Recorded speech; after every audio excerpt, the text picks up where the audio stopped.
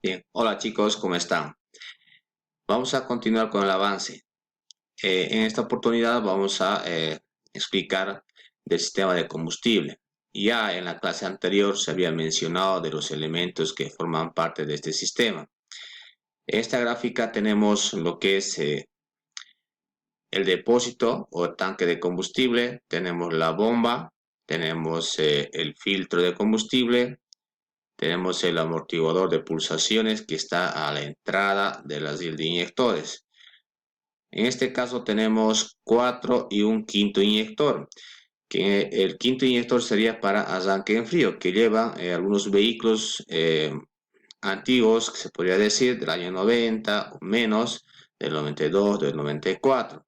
Que esto así con el único objetivo de poder facilitar el arranque en las mañanas cuando el motor se encuentra frío.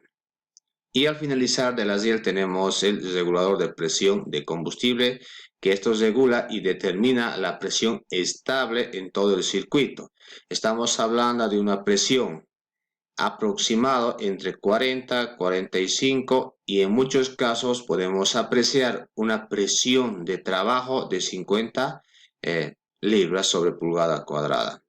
Bien, esta presión es necesario para que los inyectores puedan el pulverizar o inyectar el combustible justamente en el múltiplo para cada uno de los cilindros.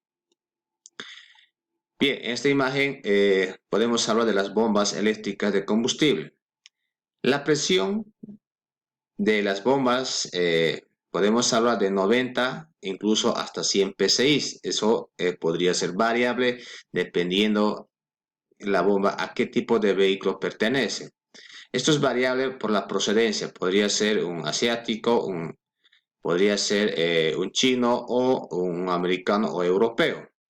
De todas maneras, existen dos tipos de bombas.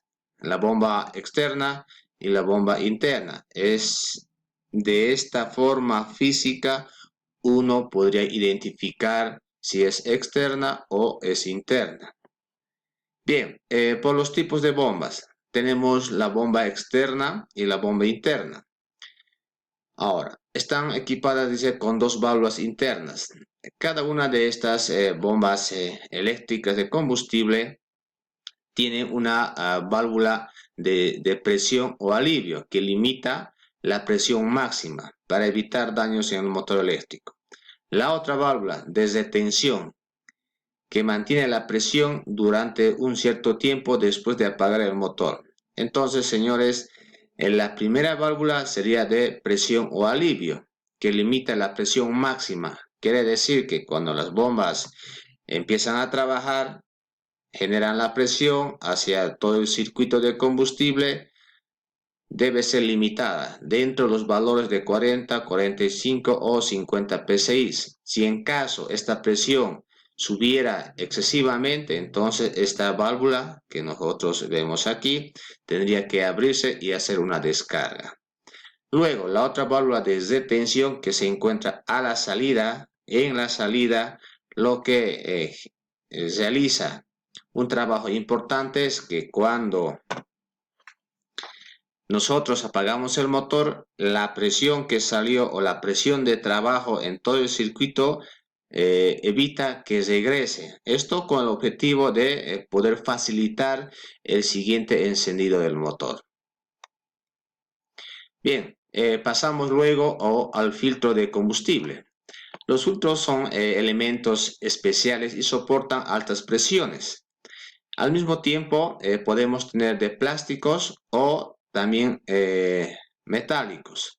Por lo tanto, a estos filtros de combustible se deben cambiar cada 20.000 o 40.000 kilómetros de recorrido, que sería un valor intermedio donde normalmente se debe realizar el reemplazo. En caso contrario, si bien trabajarían sí, pero vamos a tener el riesgo de que se dificulte el paso de combustible y que el motor tenga dificultades de funcionamiento. Al mismo tiempo, también los inyectores, porque sabemos muy bien que el filtro es el encargado de poder retener las impurezas que podrían pasar por el combustible.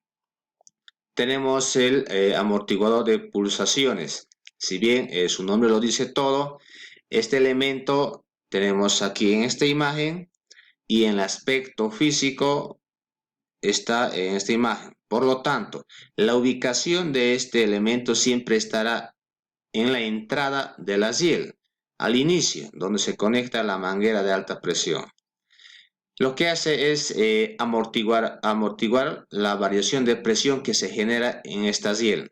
Esa presión variable se genera por el trabajo de los inyectores. Cuando los inyectores inyectan combustible, entonces la presión baja o puede subir. Este elemento es importante para el buen funcionamiento del motor. Tenemos la SIL de combustible o SIL de inyectores, comúnmente conocido. Tenemos dos imágenes. Este sería la SIL de inyectores o SIL de combustible.